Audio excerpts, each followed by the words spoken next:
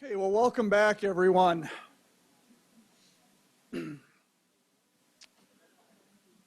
Hopefully your bellies are now as full as your brains from this morning. You know, one of the things that I have always just tremendously appreciated about being part of this forum is the number of different disciplines that we have represented in the room and as a part of the forum. This morning we had a chance to hear from our colleagues in medicine and our PA colleagues. This afternoon we're going to hear from our colleagues in nursing, audiology, dentistry, physical therapy, complementary and alternative therapies, and professionals from the health literacy community. So what a remarkable cross-section we have, and we'll broaden it even a little bit more tomorrow morning. But I think the great thing is all that we're going to be hearing about, we will hopefully see the potential cross-cutting themes and the potentials to apply what we learn, not only across disciplines, but to reach truly that transdisciplinary hope that I think many of us have. So I just wanted to emphasize that because it is something that just strikes me that it's such a great benefit of this forum. This afternoon, we're going to begin with a format that everyone seemed to really enjoy the last time that we did it, and that is the format of debates. And to get us started, I want to welcome Deb Troutman to this stage, please. Thank you. It's my pleasure to be here and introduce and facilitate this third session. And while you're hearing from a nurse, this topic, I would say, is health profession neutral, or another term that you might use, that it applies to all. So this is not a nursing-specific topic, but one that we believe is critically important for all. As you heard, the objective for our session, which you see in your handout, but is to illuminate the issues that have arisen because of the changing workforce. Specifically, our focus is going to be on the impact and influence of generational differences, as well as the emerging importance and consideration of work-life balance. We have chosen debate as the format, and our debaters have been assigned a position. So at the end of the debate, we'll ask them if they ascribe to that same position. And you'll either be able to say that you knew their position, or they're an excellent debater, or both. And I think it'll end up being both. And to explain, so the debate, each of them will have 4 minutes to comment. That's a brief time to make the position, but then we will have an opportunity for international response as well. But before we begin the debate, you have in front of you, should have 2 slips of paper, and we're asking you if you will vote on a proposition statement. The proposition is health professional schools should adjust their curriculum and training to provide greater work-life balance for their learners. And we are asking you to vote yes or no, whether you agree or disagree now. We will collect those, and then we're going to ask you to vote again at the end, and we will share what we have learned from that vote process. So as Malcolm said yesterday, you can vote more than once on this one today.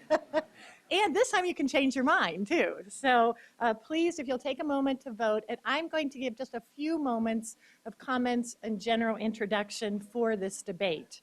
And I would begin by saying that clearly everyone in this room recognizes that we are living and learning in an increasingly complex environment, and one that there are so many interconnections.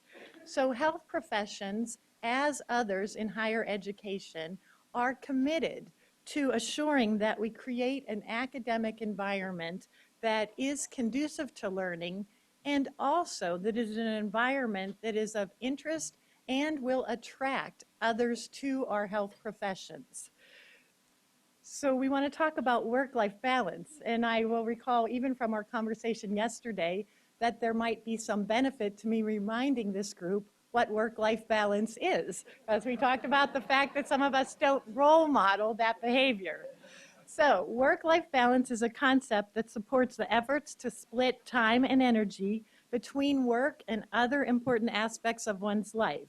Work-life balance is a daily effort to make time for family, friends, community participation, spirituality, personal growth, self-care, and other personal activities, in addition to the demands of the workplace, the work environment. We're all familiar, but there have been many great studies that have provided evidence of the importance of work-life balance. And in the employer sector, two particular recent studies, many of you I'm sure are familiar with, the President's Council on Economic Advisors in 2010, as well as the Studer Group, are two among many that have demonstrated that it matters, work-life balance matters, and in fact, productivity in the workplace improves, absenteeism, turnover, and some other factors are reduced when we develop a more flexible workplace. Many have said, what can we in the academic community learn from what we've learned in the employment sector?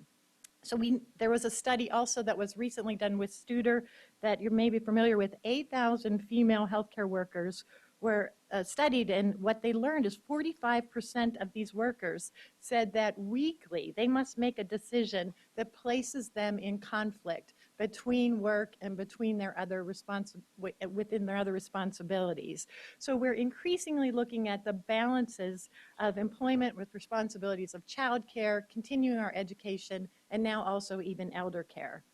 We also recognize that the generational differences matter, and that there is an increased consensus that we must address these generational differences, or there's a differing of opinion you may hear today about whether we should or not. But let me remind the group that there are 4 categories today that will continue to evolve.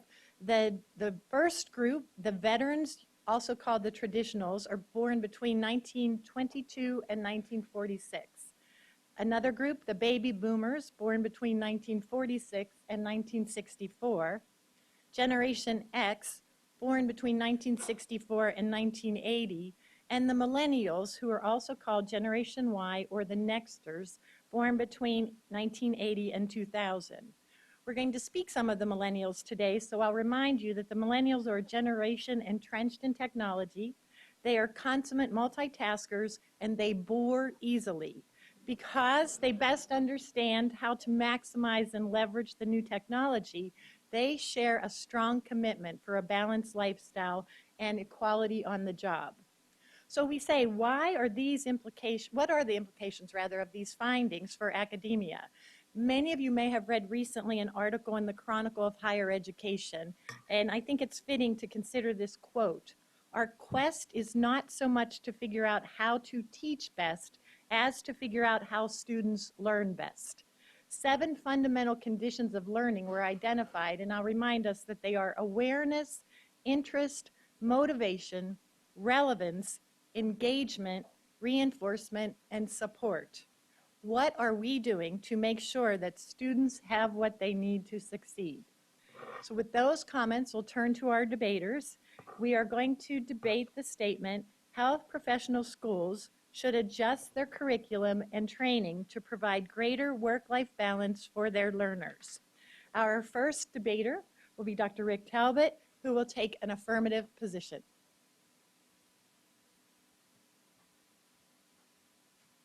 So I rest my case. I appreciate the opportunity to represent the affirmative in today's debate, even though I would suggest that were we to try to establish a prima facie case for world peace in 4 minutes, it would be a little difficult to do. However, being on, really today in my position, being on the side of the angels in this debate, I'm glad that we are on the affirmative resolve, that indeed one should, that health professional schools should adjust their curriculum and training to provide greater work-life balance for learners. Frankly, any rational person in today's resolution would know that this would fall in the category that what our legal colleagues would call an res ipsa loquitur. In other words, it's so evident that no evidence is really needed to convince one. But just in case there are a few out there, including my colleague and namesake Rick, that need further additional convincing, I would offer the following. More seriously, the holy grail of health professional schools is to attract the best and the brightest students to our institutions. And by best, I'm not referring to the standard scores on different exams and GPAs, but rather those who will have those personal attributes that will indeed allow us to eventually achieve the triple aim with which we're all familiar.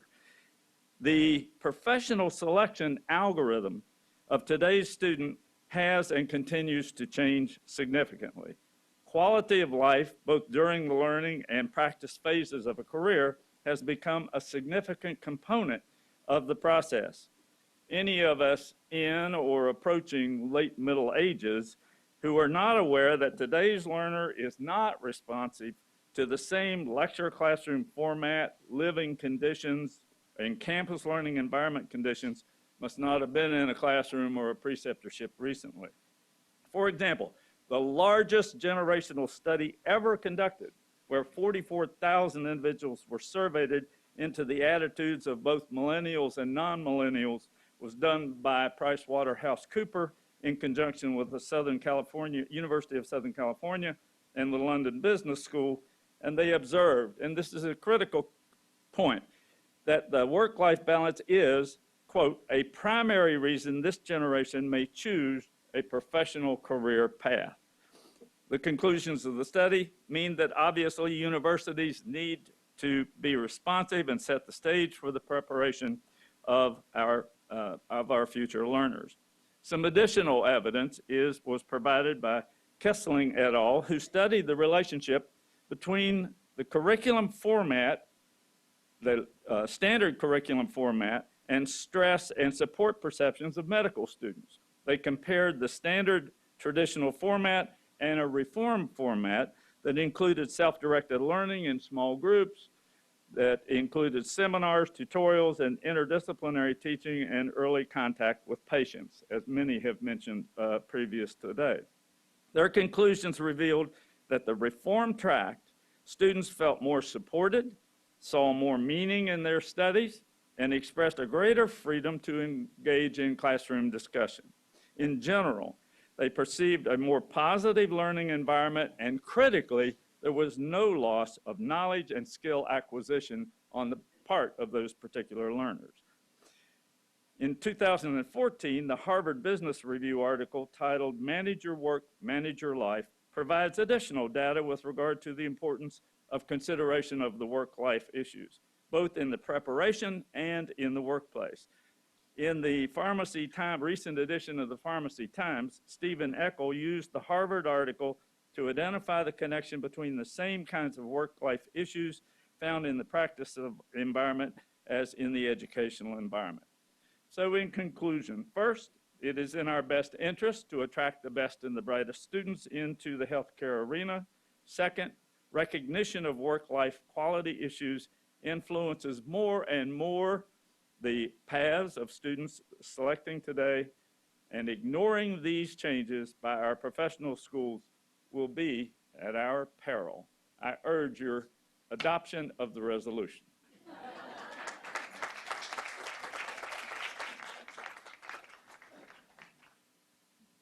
Well, Dr. Talbot, if it's so obvious, why did you have to wait until long after the red light had gone on to make your argument?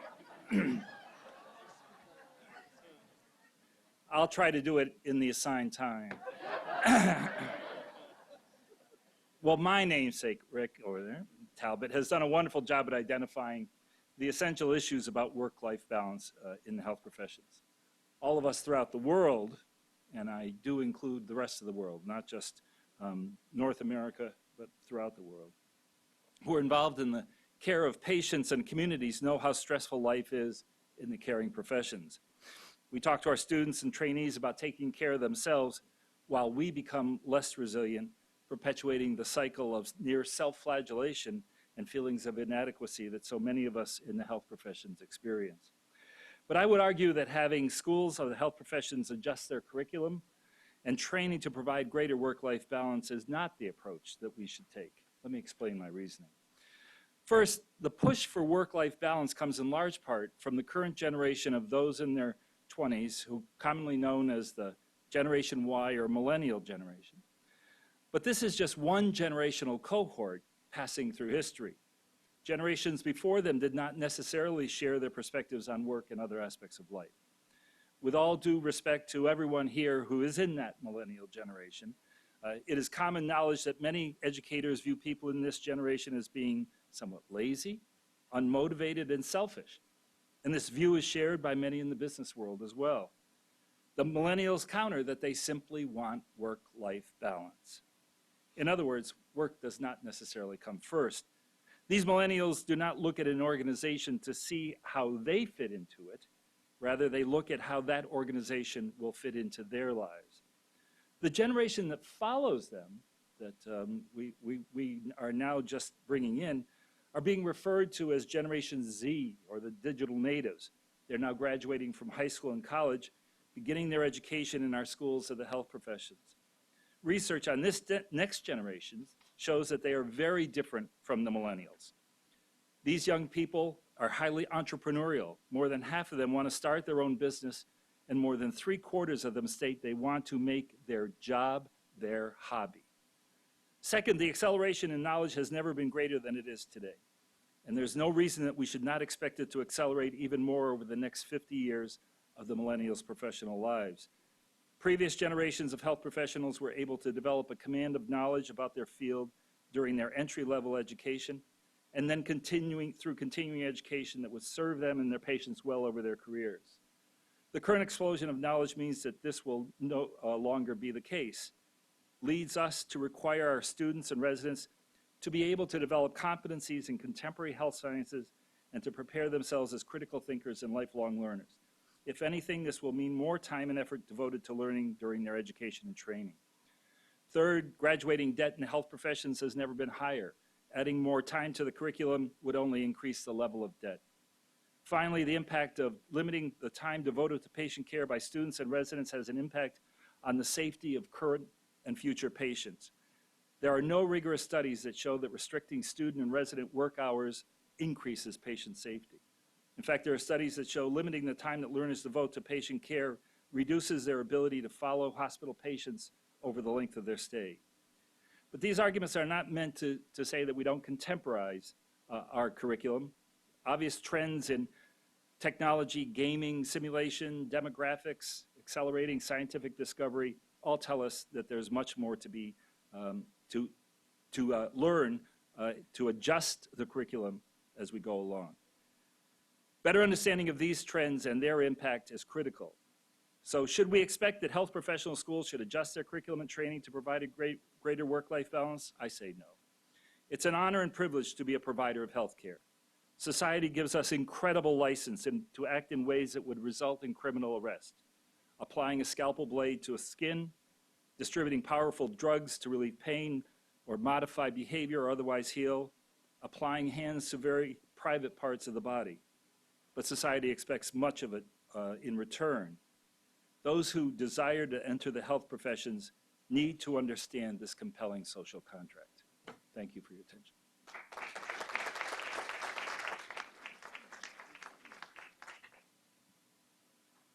We'll now we're going to extend the debate to some reaction from our international colleagues. We will first have a response from Nigeria. Ms. Emilia, will you come to this? Do you want to come up? Oh, Yes, or there, it's fine. okay. Well, actually, they would like to be. You can take that up. Okay, thank you.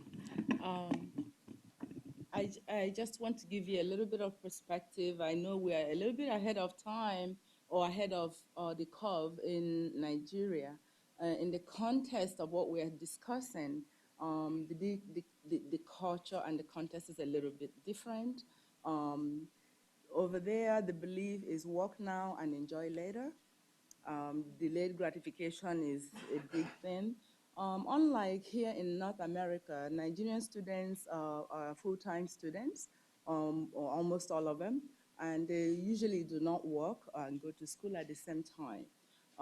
The greatest need for adjustment in curriculum, as we're discussing this, is really maybe for the adult professional students who combine work and school.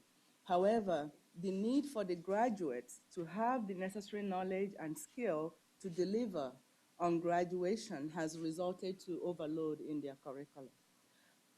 Should the health provider of the future be Superman and Superwoman?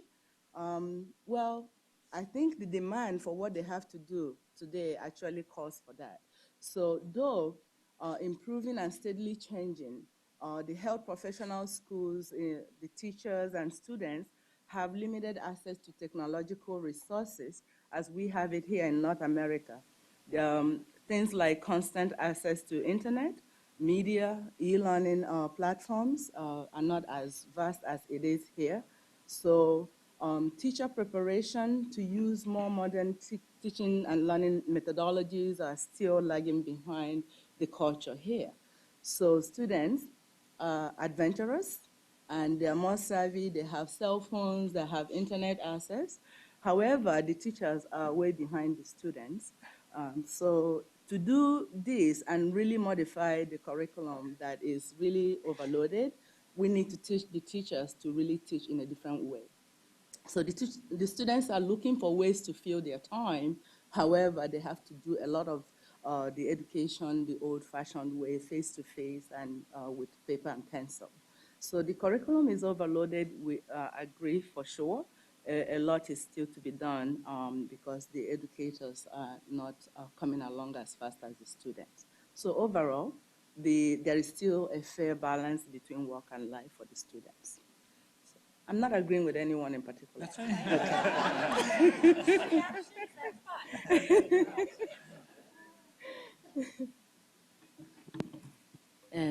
Good afternoon. So I come from Beijing, China.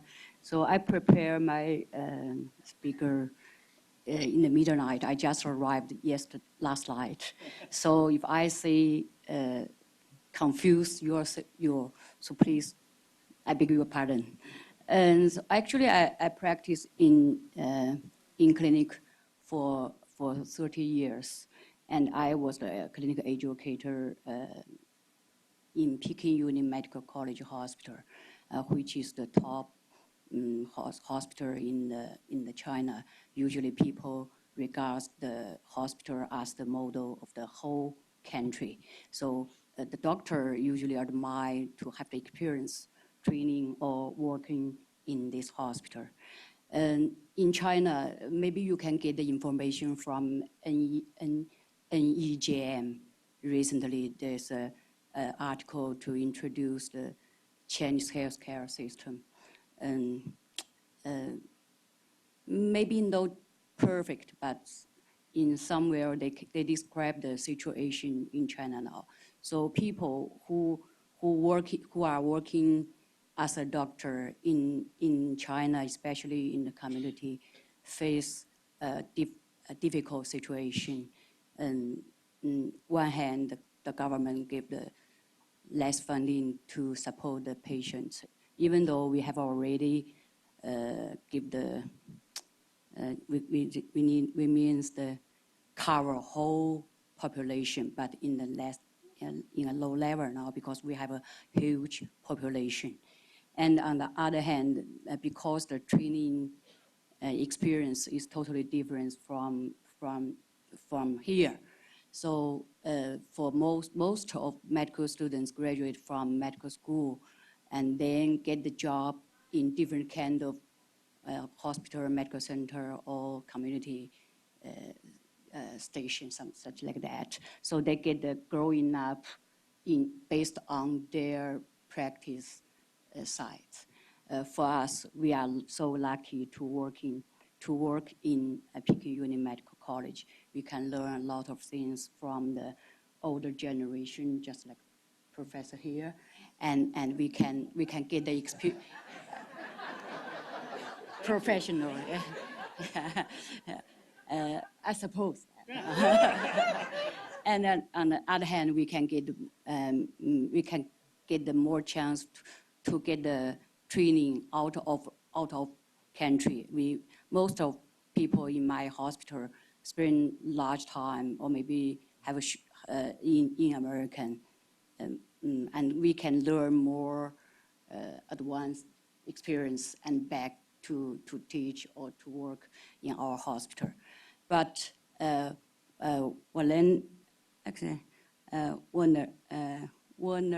vulnerability, right? Vulnerability, something like vulnerability. Yeah, vulnerability of a health professional can be seen in practice and education from time to time. I think everywhere, but especially in junior physician and medical students in China. Those study of prevalence of vulnerability, it's different name, are very limited. It was assumed to be underestimated worldwide. Physicians, sorry about that, vulnerability, manifest as absent emotion, conflicts, oral and physical violence, quarantine, and suicide. Oh, I want to go to sleep. However, extremely advanced outcome, such as suicide, seems to be very rare in China. People, if they feel pressure, they usually give up to be a doctor. They work as a pharmaceutical company. Now they can work for an insurance company. So we put so many money to train them, but they give up that kind of job. So it's no good for the whole society. And in China, you know, we have a huge population, and now we're facing to the, let me check it. The population repeated aging. There's so many problem cases was become more and more, and prevention medicine is more important as well. We need a lot of doctors who are not only knowledgeable in all relevant aspects, but also have comprehensive mind in the management of the patient care. Just like the GP, we need a lot of GP, but we have less qualified doctor in community. So in Peking Uni Medical College, we set up a division of general internal medicine for 10 years. In America, there is general internal medicine at all from so many decades. But in China, we separate the general internal medicine in different subspecialty. So there's no division of general internal medicine as a training and training site, or maybe the base for the resident training.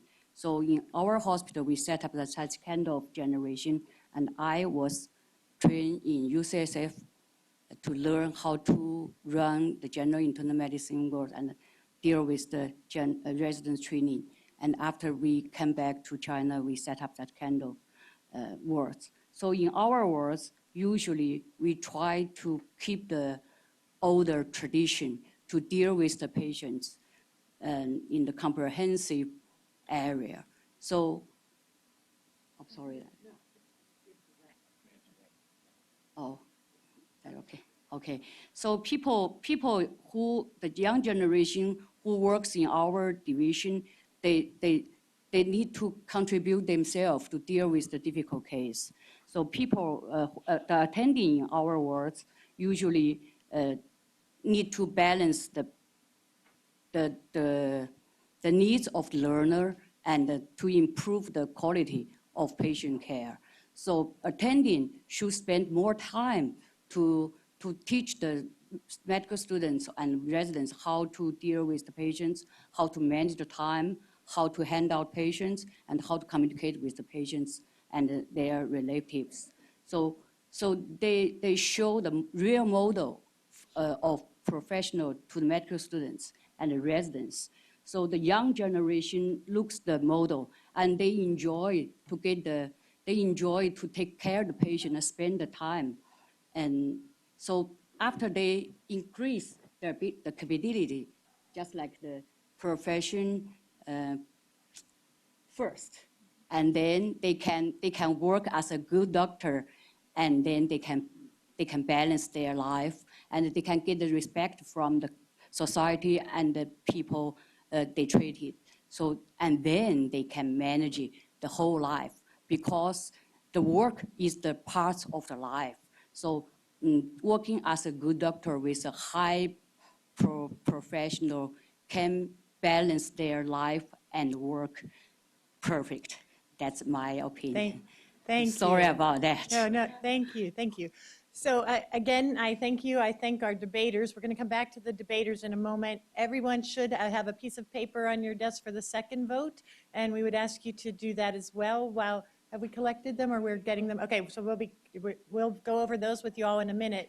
As is evident from the conversation, the issues and consideration of generational differences, as well as the importance of work-life balance, crosses all health professions. And a part of our conversation today is thinking about whether we should be attentive to those differences and the desire, the emerging, continuing desire for more work-life balance, and what it may or may not contribute to a more competent healthcare workforce. So before we open it up for comments, I did want to give our debaters the opportunity to say whether they do indeed ascribe, or do you want to wait till the very end? Do you want to have them vote first? Yeah, oh, I thought they did. I misunderstood. Goodness, sorry. Did they, have you voted? Yeah. Okay, oh, good. And then are we going to see the, no, yes? Oh, okay. So there it is in front of us. So before the debate, 33 agree, a small number disagree. After the debate, 10. Oh, okay. it's so bad. Well, like nobody voted. We lost your interest. Oh no. No result. Okay, well, we'll wait a moment then. So could we entertain comments, questions? I do think, I was asked to present the opposing view, but I do think that there's a difference between thinking about work-life balance and thinking about the kinds of things that we discussed just at the end of the morning. That we have a certain amount of time, how best to use that in delivering a curriculum and gaining experiences that are appropriate for the kinds of care that our students and residents and other trainees are going to have to experience over their lives. So I think it's more of an issue of what is the best way to deliver that pedagogy, as opposed to thinking about, no, we need time off and things like that. How do we best use the opportunities and technology that we have? Yeah, I would agree that it's more of a change. The academy writ large is very slow to move. Industry beat healthcare. Healthcare has beat, as Malcolm said yesterday, we're way behind the power curve in terms of the academy responding to some of those changes. And so, yes, I do agree with the proposition, but on the other hand, I think there are many structural changes that we have to do to catch up with it, as most of you all pointed out in the discussions this morning as well. So. Comments, dissenters, or those affirming? Offering other insights? All right, or the drum roll? We're almost at the vote. Whoa. Oh. Okay. All right then. Yeah. Less than 0.02. So, yes. But the sum is different. So, any comments from the audience? Yes. How about others? Well, I think it's obvious. If you want people to take care of patients, you have to take care of the people, of the students yourself during the process. And there was an interesting article in the 90s in the BMJ about the spiral of oppression. That was a characteristic of medical training, where the one who is just higher than you oppresses the one who is lower. And I think that is a phenomenon that was really very negative. I think we are no more there, but we should be very careful of that. On the other hand, I think the comment, the way you organize your curriculum is extremely important. And just to give my personal experience, between 1919 and 2001, we had a very traditional curriculum at Ghent Medical Faculty.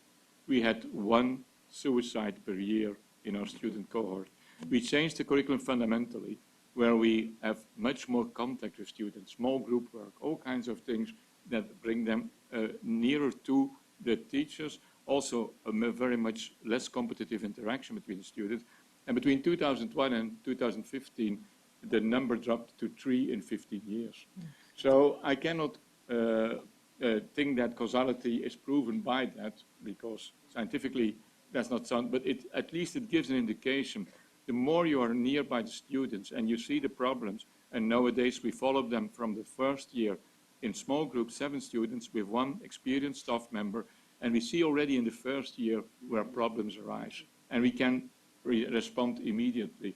And I think that's worthwhile doing, because it prepares already the attitude of your future professionals. Great. Deb, Thank you. Thanks. just what the old adage that we select students for the health professions based on their empathy. Then once they begin, we do everything we can to beat it out of them. Right. And I think Yes. that's Yes. Yeah, absolutely. FF, would you, and other comments? I'm looking. Okay, Guy. So this is a question that women in all fields have debated and discussed for a very long time. And from experience and from the literature, there is no such thing as work-life balance. It does not exist. So I think the new concept now that we are all working on is work-life integration. And I think it's all based on work-life integration based on a value system. And so what we need to teach is to really be in touch with the value system and see how everything else can coalesce around that value system. But let's not struggle for something that doesn't exist. I believe in the impossible now. So, yes, Susan? Yes, just I've spent a lot of time observing health professionals in training and observing them at work, you know, as an anthropologist. And I would say that some of the comments we're making, it does differ between the different health professions. And in fact, your profession, nursing, is one where it's absolutely remarkable how the faculty take care of the students and the students take care of each other in some of the ways that we're talking about. You get into professions like social work, you get into, it's interesting, a profession like dentistry, if you're not nice to people, they just won't come. And so you learn, and you learn to be probably more socially aware, more emotionally aware. So I think one of the things we should be thinking about is how we learn from each other, as some of the health professions have sort of gone further in this road of work-life balance than others. And so we have some important things to share. And that's something we can take back to our large health science centers. And by the way, that's not easy to do, because there are a lot of barriers in our big health science centers between the professions. Yes. Thank you. I would agree. I agree that we can and should be learning from each other, as well as there are differences. I also believe that as the health professions become more diverse and inclusive and more representative of our culture, our society, when, as we know, in 2013, it was the first time ever in March 2013 where we had a majority-minority births in this country. Our workforce doesn't yet model that population. And as that evolves, I think that we will continue to see some differences, but also many similarities then in how we're addressing. But learning from each other is critically important, and we're on a journey that has quite some distance to go. Other comments? Yes. I think before and after the vote, it may be surprising to some of us, but I think what happened is that people who were disagreeable, they voted like Chicagoans, and they voted twice to have the impact. But I think the most important thing is it's not that clear-cut situation. I mean, looking at it, you could say, if you can't stand the heat, get out of kitchen. But remember that you can cook cool stuff, cold stuff, and you don't have to be facing the heat all the time. So I think we have to come up with a balance. You know, it's not an either or, completely yes or no situation.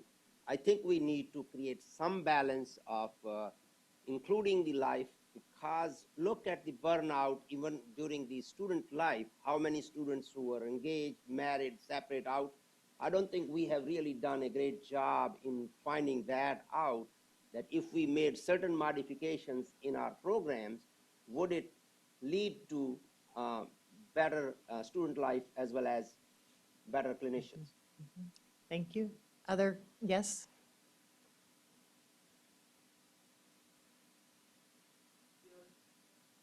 For Health Equity Network.